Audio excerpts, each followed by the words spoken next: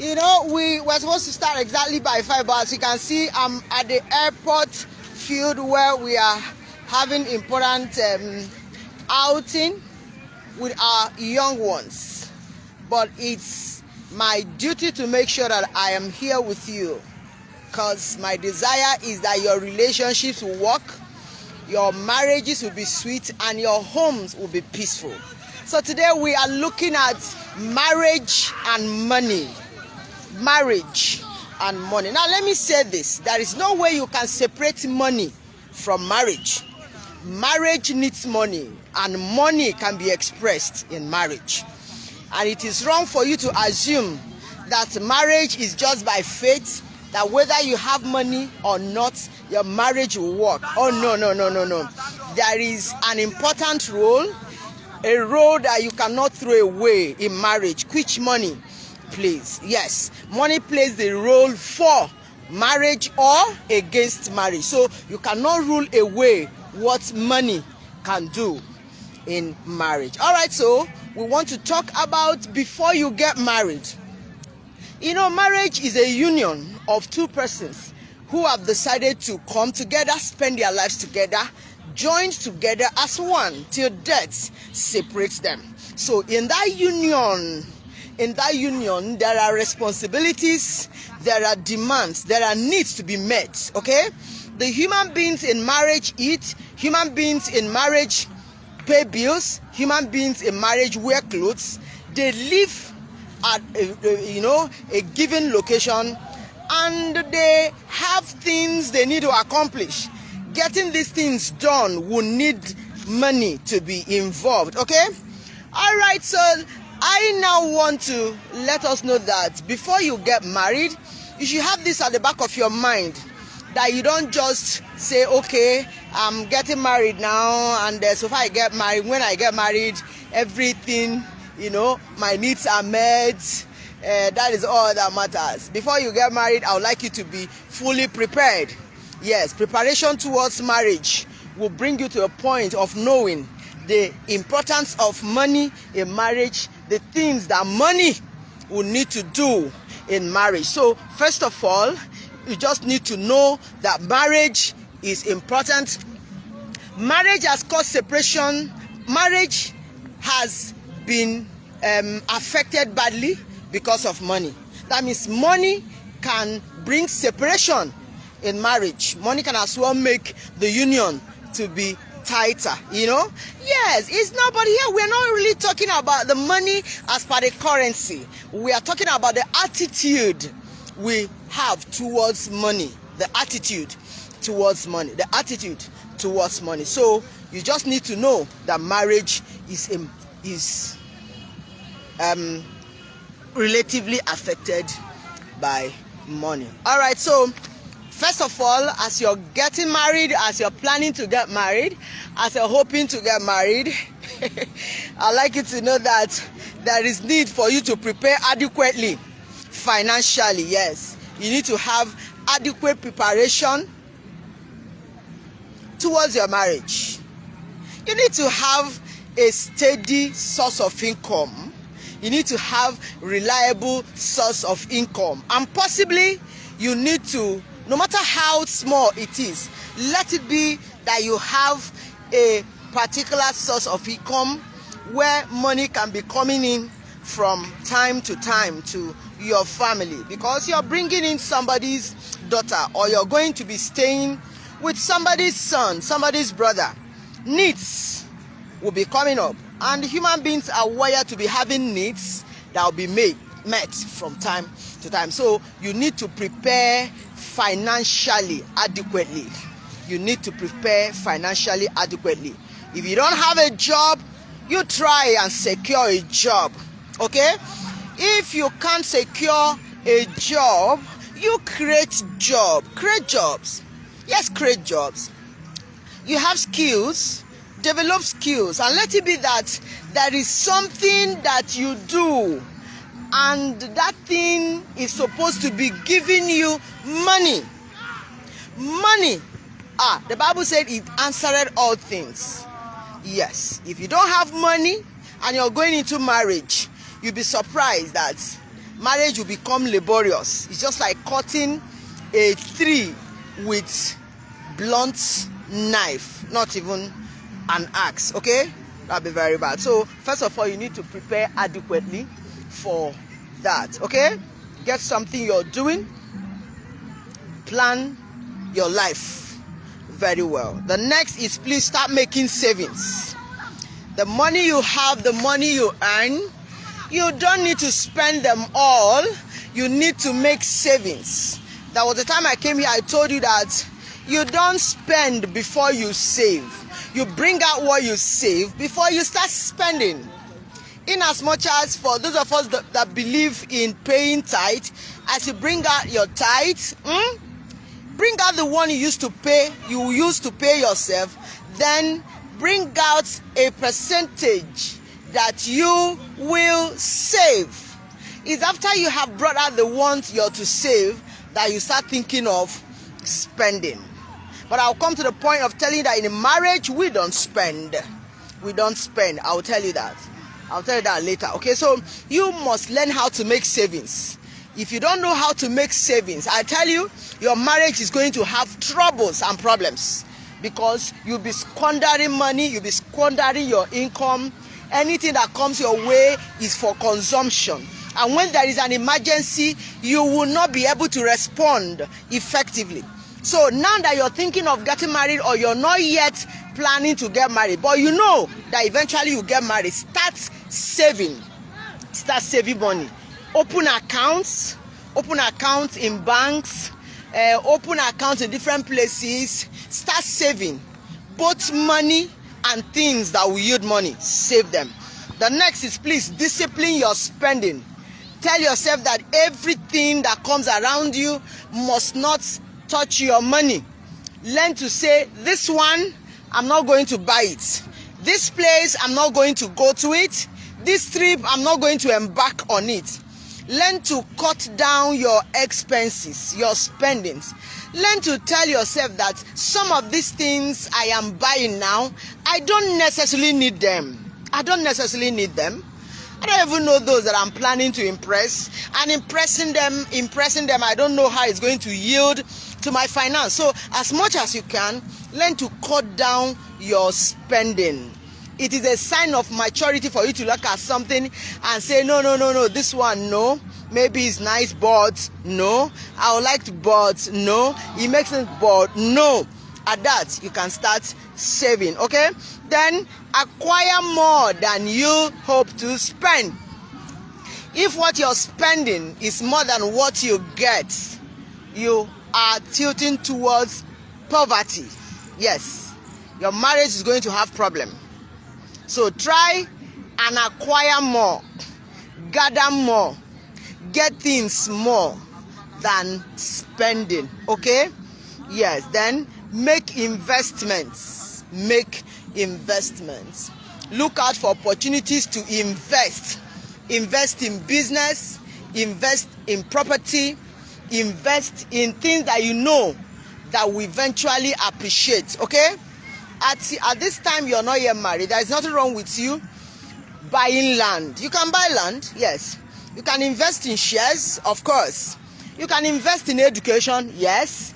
You can start something that you know that even if it costs you money now, you know that definitely is going to start yielding.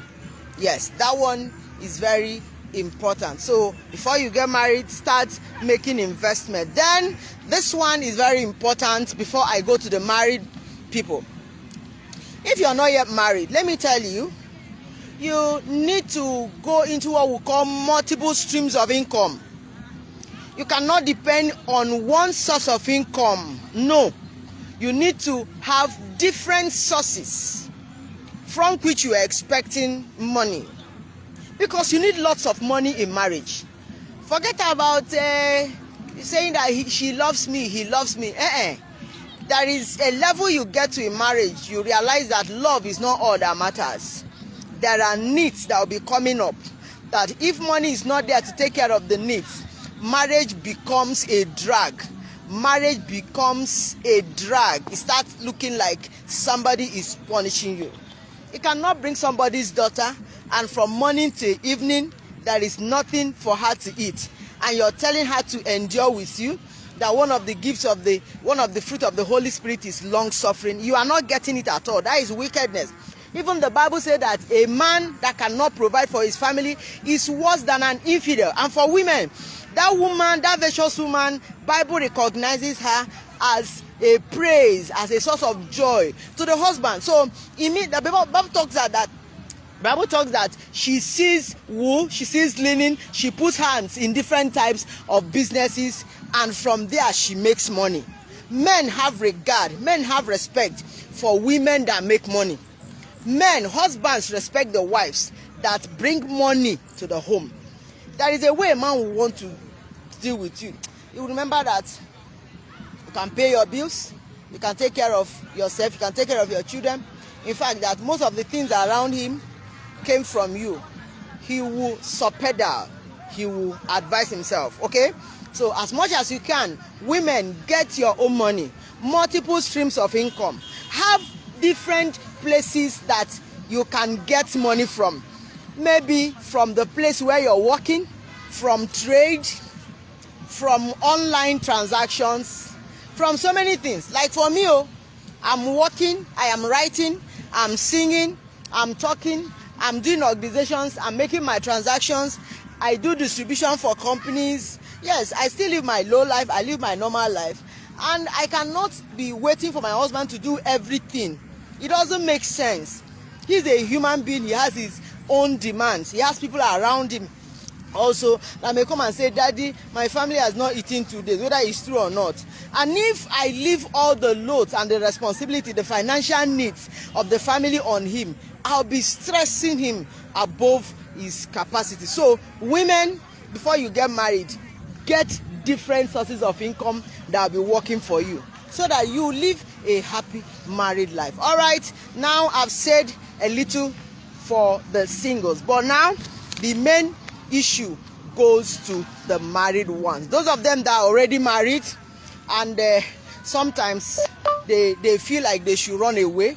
And running away is not because somebody offended them, it's mainly because of the issue of money, mismanagement of money, misappropriation of money, lack of money, and things like that. So I want you to know that money, when you enter marriage, money defines you. The real definition of a person in marriage most times is by money. You having money or not having the money will define who you are. If the time you don't have money and you're being humble, when you eventually have money, you start misbehaving, you realize that your wife is too old to stay in front of the car, to be at the front seat. That money has defined you, that you have been hiding from people. Yes, money can make you to be known as a bad person or as a good person. So that is something you need to go home with today, that money has a way of defining somebody in marriage. At that, you need to know at this point that marriage is, that money that comes to you in marriage is not for you as an individual. It is for you as a family. It is for you as a union. Okay? You know, at marriage, you say that two of you, whatever you have belongs to her, whatever you have belongs to him. You understand now? Two of you have become one. It is not this person's own again. All your resources, all your wealth, whatever you have now been put together. It is now two of you having. So you cannot say that the money is your money. The money is for you, the plural of you. That means any money that comes to your account, any money that enters your hand, is for you and your spouse, possibly, and the children. So any money you earn, maybe through your salary or through business transactions, or you just had a contract and you were paid, don't ever think that that money is your personal money. The money has been given to you for you to take care of your family. The money there is for you, your wife, it's for you, your husband, and the child or children. So it is absolutely wrong for you to assume that your salary, yes, that the profit you make from business or any kobo that comes to you is your personal money.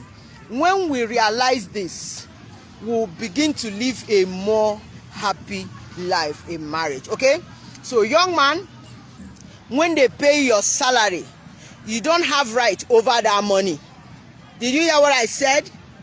When money enters your hand, young lady, now that you're married, you don't have sole right over the money, because the money belongs to all of you. Before you touch the money, before you spend the money, before you do anything with the money, let it be that others that are part of that money are aware of it, because it is not your money anymore. Before you got married, it could be your money, but now that you are joined to another person, two of you have become one. Any money that enters through you is to you in the plural. So any money that comes to you means that the money has entered you as a union through you as a person. I hope you got what I said. Yes. For those of you that say, no, it's my money, I'll spend it the way I want. No. It can be your money alone if you're not yet married. But as soon as you notice that you're now married, that money does not belong to you again as an individual.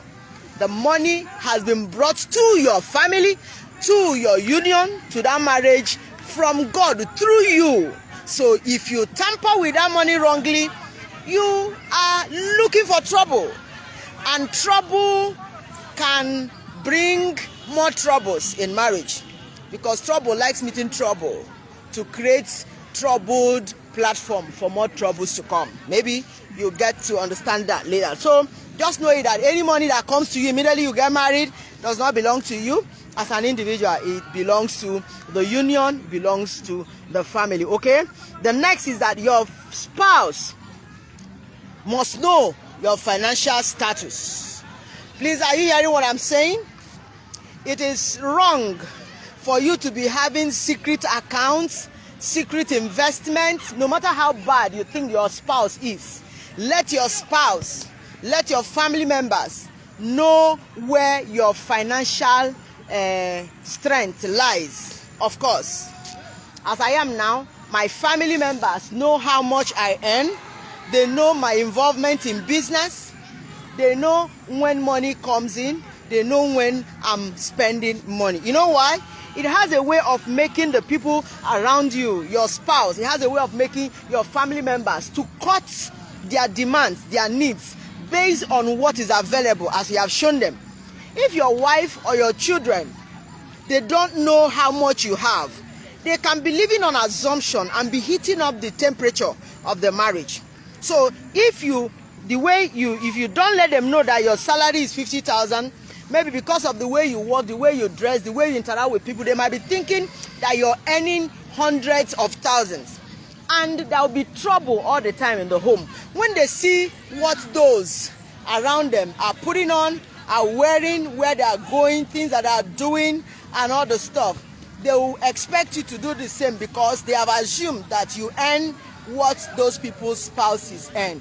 So what are you supposed to do? Let your wife, let your husband, let your children know exactly what you earn, what comes to you.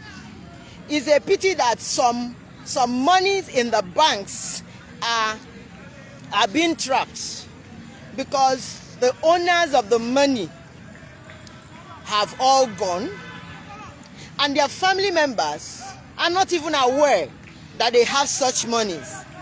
There are some properties that strangers are now living in, because the real owners of the properties are no more, are not available, and their family members are not aware that those things are there. There are some investments that the dividends are not being of use to family members, because the members of the family were not aware that such investments, such properties, those things were there. Why? Because the man or the woman was hiding the financial status of his or her financial status from the spouse or family member. So it is very wrong for you to hide your financial status from your wife, from your husband, or from your children. Okay?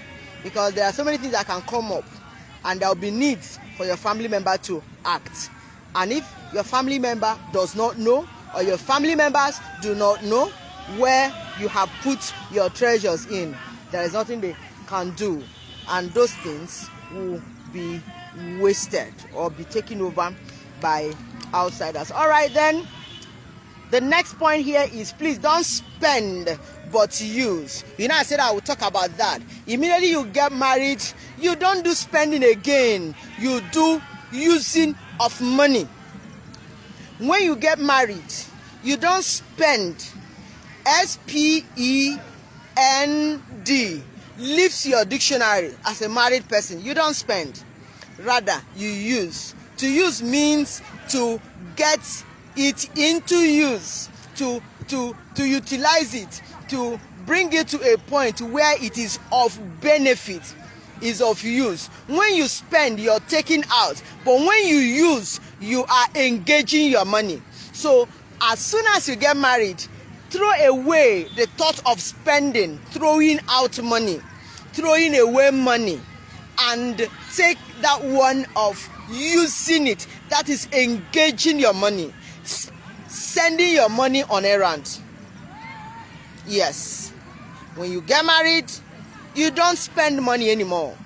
At that, you don't buy what you want to buy, eat what you want to eat, use money the way you spend money the way you like, go to places you like, just like that, flex. At this point, you use. Using money means that you are engaging the money to work for you, to work for your marriage, to work for your family. At that, you must have to think of how to engage money in a profitable way. Okay? If that thing is not going to profit your marriage, if it's not going to profit your family, then you don't do that. Because if you do, you just spent money. And spending money does not profit anybody. It does not prosper. Using money is what prospers. You send your money on errands, engage your money on duty, and you see how it's going to prosper you. So when you use money in marriage, it means that you're paying your children's school fees, you are helping to upgrade your spouse qualification status. Yes, you're helping your family members to live healthy life. That's what I'm saying. Yes, in using, you use it, you have control over it. It doesn't control you. In spending, the money is controlling you. All right, then your expenses must not be up to your income. This one is a hard blow, but it is very, very, very true. If you are married and at the end of the month, when you calculate your expenses, you notice that what has gone out of you in the month is almost your income or is above your income. You're tilting towards poverty, and your marriage will likely have problem. Yes, so at that, you cut your clothes. You cut your coats according to your clothes. My point is this: let it be that you are not, you're not spending your money carelessly. Yes, rather you're using your money, and that is a judicious engagement of the money that comes to your family. You can't tell me that you're earning 50,000 naira, but you live in a house where if you divide the rent by 12 months, the 1 month is consuming about 25,000. Don't forget, you still have to feed, you have to wear clothes, the toiletries are there, some other necessary things, the bills are coming, the health issues and the schooling and all the stuff. No. It's not right. So if you look at what you spend in a month and it's almost what you earn in a month, that marriage is going to have problem financially. So what do? You bring yourself to a level of humility where you tell yourself, I'm not competing with anybody. I mustn't live in this place that my classmates are living in. I mustn't drive the type of vehicle others drive. Do you know, sometimes I calculate what I spend on my car every month. You talk about the petrol every week. Talk about every 3 months you change the oil. You divide it by 3, you see the average per month. You talk about all the servicing in the car. Oh my God. If you calculate those things, calculate what you spend. You ask yourself, what leaves my pockets and what comes to my pocket? Which one, are they the same? Or what comes to my pocket, is it more than what leaves my pocket? So as much as you can, nobody should drag you to a point where something leaves your pocket now that you're married more than what comes into your pocket, or even to the level of what comes into your pocket. I tell you, you just need to be wiser now, okay? Now, how do you do that? You live strictly on budgetary consideration. You need to drop budget. You tell yourself, I am not going to be involved in impromptu spending, impromptu buying, impromptu giving of money. Somebody comes to you and tells one story, you collect money and give. You see something on the road, you like it, you buy. No plan. You cannot live successfully in marriage, if you don't have control over the way your money goes out from your pocket. So, at that, you must ensure that you live on budget. Tell yourself that at the end of this month, I'm expecting 100,000 naira. So look at how I'm going to do it. This percentage goes to for tithe. This one will go for transport. This one goes to clothing. This one will be used for children's snacks. This one will be used for this and all the stuff. So as you write them down, of course you have removed the percentage that goes for compulsory saving. Maybe you have joint account or a particular account for your children's fees, school fees, and their upkeep. Strictly remove your money, remove the money and put in those places. Don't say, don't worry, when they break, anything we see.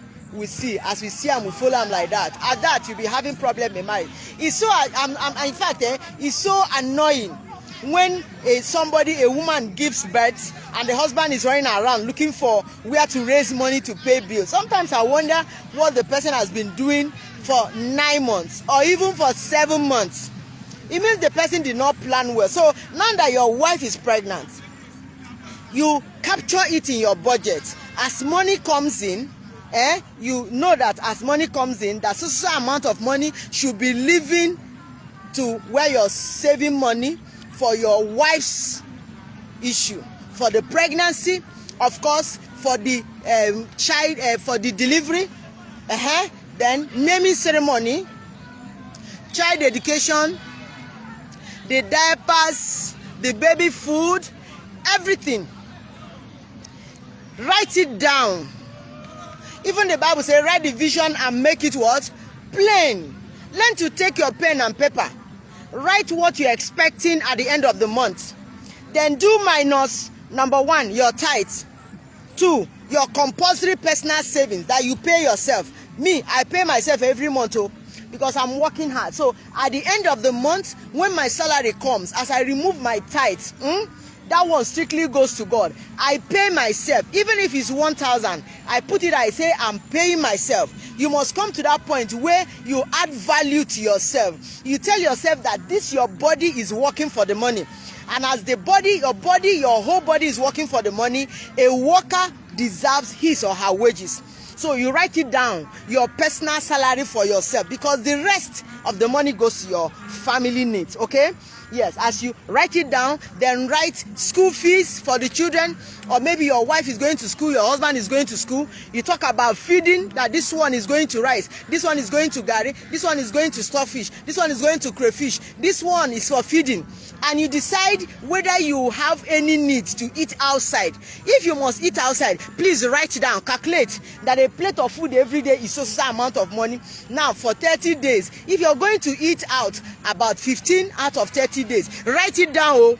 If it's going to be 1 plate, you write it down. If you're going to eat 2 plates a day, write it down. At the end, you realize that your money, the money that's coming to your hands, may not be able to carry the needs in a month. At that, it will help you to curtail the way you throw money around. So at that, when somebody comes to you and say, hey, please oh, you tell the person, I would have loved to, but it's not available, because any money that you've captured in your budget will hardly leave your hand, except by the particular demand captured in the budget. I hope I'm blessing somebody too. Don't forget, this is your family this week with Precious Caleb, and I'm trying my best to see how I'm going to be a blessing to you, your relationship, your marriage, and your home. And today we are looking at money and marriage. That is marriage and money. The impact, the influence, the effect of money in the marriage. Okay, so I said strictly live on budget. As you can see now, the budget you made last month, concerning petrol, you cannot live with it again. Okay, yes, so that's why I said budgetary consideration. If prices of things suddenly shoot up, you may just force yourself to still manage it like that. So you cut down your movements, cut down some things you do, so that you still live within the planned spending and income.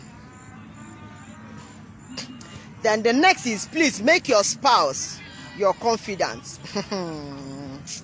Before you engage in any monetary involvement.